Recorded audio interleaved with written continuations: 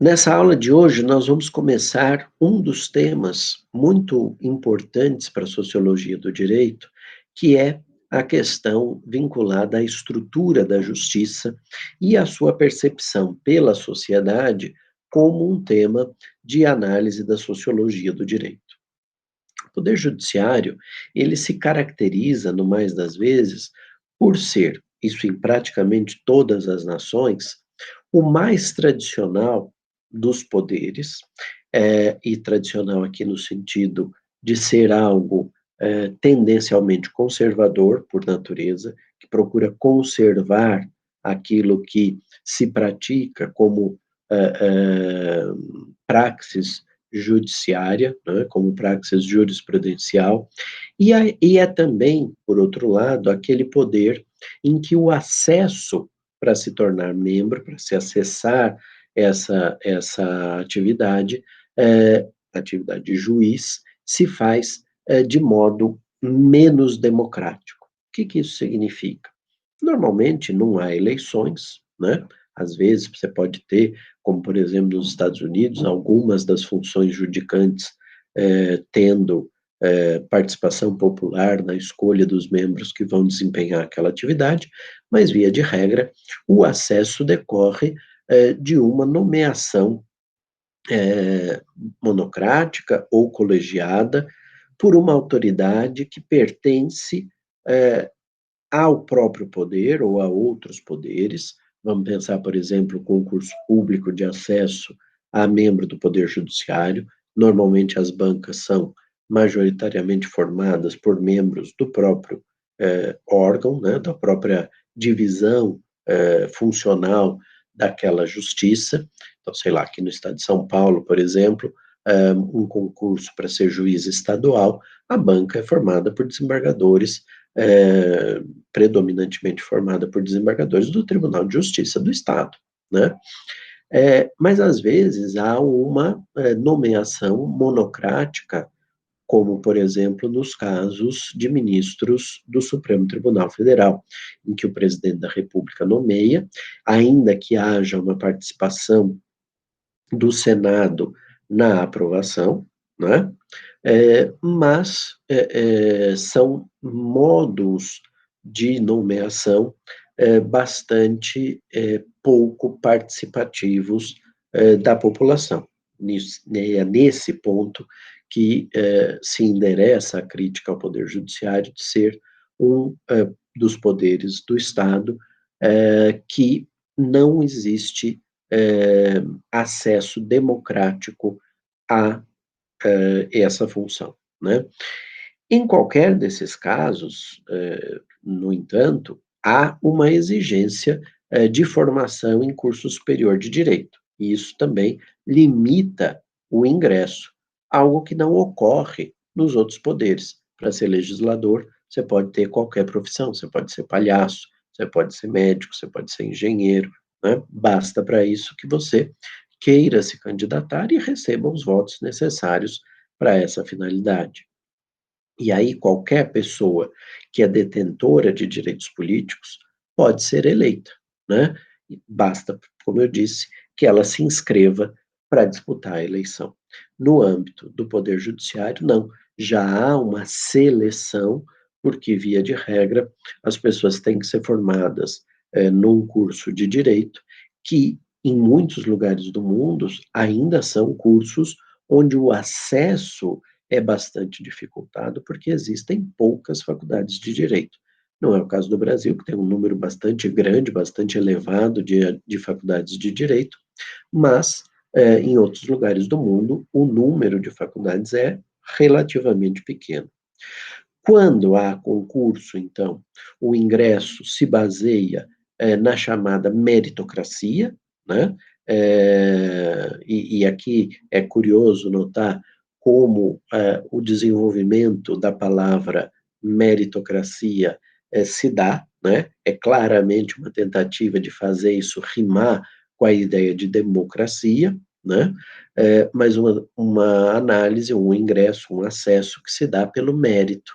Você foi dos melhores classificados no concurso, você pode entrar. Se você não teve boa classificação, você é barrado, no seu sonho de acessar a esse poder. Esse, modo de acesso, então, considera a capacidade, daqueles que acedem aos cargos, né, e essa capacidade é uma capacidade que é analisada de modo, até formal, em certo momento, em certa medida, porque os concursos públicos foram se tornando, com o passar do tempo, dada a quantidade de candidatos interessados, concursos em que há uma objetivação tendencial das provas, né, da realização das provas, um apego muito grande ao texto normativo, porque isso facilita na hora de se responder, por exemplo, a recursos quanto à interpretação, da questão, quando é uma questão de múltipla escolha, ou até, com relação ao espelho de correção da prova, quando se trata de uma prova dissertativa. No Brasil, nós tivemos uma experiência, que foi a experiência da Justiça do Trabalho, quando havia os chamados juízes classistas, né, representantes, então, das classes presentes no contrato de trabalho, os empregadores de um lado, os trabalhadores de outro, que foi uma tentativa clara de garantir a participação, de pessoas que tinham alguma compreensão, que tinham alguma vinculação com a dinâmica própria das relações, do trabalho, né. Essa, tendência, da existência dos juízes classistas, entretanto, foi, abolida com a reforma, do Poder Judiciário em 2004, por meio da aprovação da emenda constitucional número 45, né, e ali então se extinguem as funções de juízes classistas. Por outro lado, a gente enxerga também uma estrutura bastante rígida e hierarquizada dos tribunais e das diversas justiças, né, quando existe uma especialização, como é o caso do Brasil, justiça eleitoral, justiça federal, justiça militar, justiça do trabalho e uma justiça residual, que seria a justiça dos diversos estados e do Distrito Federal, e essas justiças especializadas, né, hierarquizadas, elas têm uma expectativa, que é legítima, de ver os seus servidores promovidos a níveis mais altos da carreira. E isso força, muitas vezes, os membros do judiciário a buscarem uma adesão a um modo já consolidado de pensar os problemas jurídicos, eh, dessa divisão, da justiça. Então, se eu sou membro, do tribunal, do estado, sei lá, de Pernambuco, e, penso uma certa questão, da minha área de atuação, sei lá, direito de família, com um viés que é diferente daquele que o tribunal, costuma utilizar nas suas decisões, aquilo pode ser, visto como uma posição, vamos dizer assim, entre aspas, rebelde da minha parte, de querer decidir contrariamente ao modo como o tribunal pensa majoritariamente, e, portanto, mesmo sabendo que um recurso contra a minha decisão vai ser julgada pelo tribunal de modo procedente, que a minha sentença vai ser reformada, eu continuo tomando decisões contrárias ao entendimento majoritário do tribunal. Há, por parte de alguns membros do Poder Judiciário, há, vamos dizer assim, a postura, a posição de se dobrar a essa posição institucional,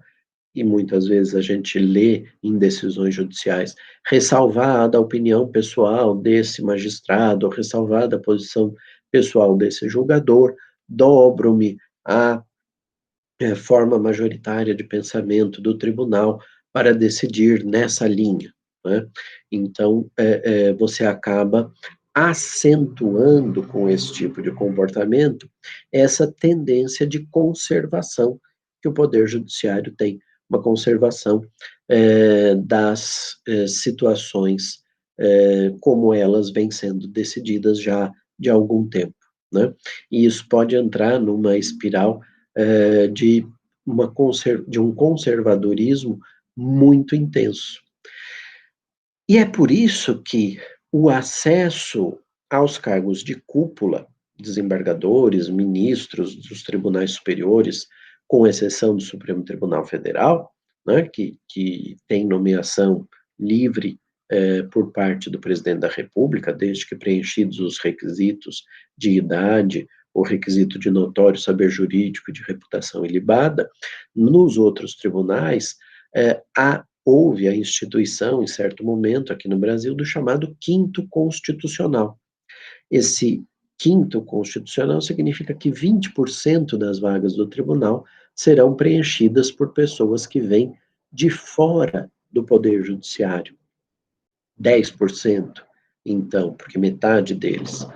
advirão do Ministério Público e a outra metade da advocacia. Então, você acaba tendo 10% de promotores públicos que acedem ao tribunal na posição de desembargadores ou aos tribunais superiores na posição de ministros e 10% de advogados que também acedem ao tribunal deste modo. São regulamentadas essas escolhas, há uma elaboração de uma lista sêxtupla pelo órgão de classe, o órgão superior daquele colegiado, daquela repartição da justiça, né, daquele tribunal, vai reduzir essa lista para uma lista tríplice, então 3 nomes mais votados permanecem nessa lista, essa lista é encaminhada para o executivo, seja o governador do estado a que o tribunal é vinculado, seja o presidente da república, e este escolhe um dos membros da lista tríplice para ocupar a função nesses tribunais. Entretanto,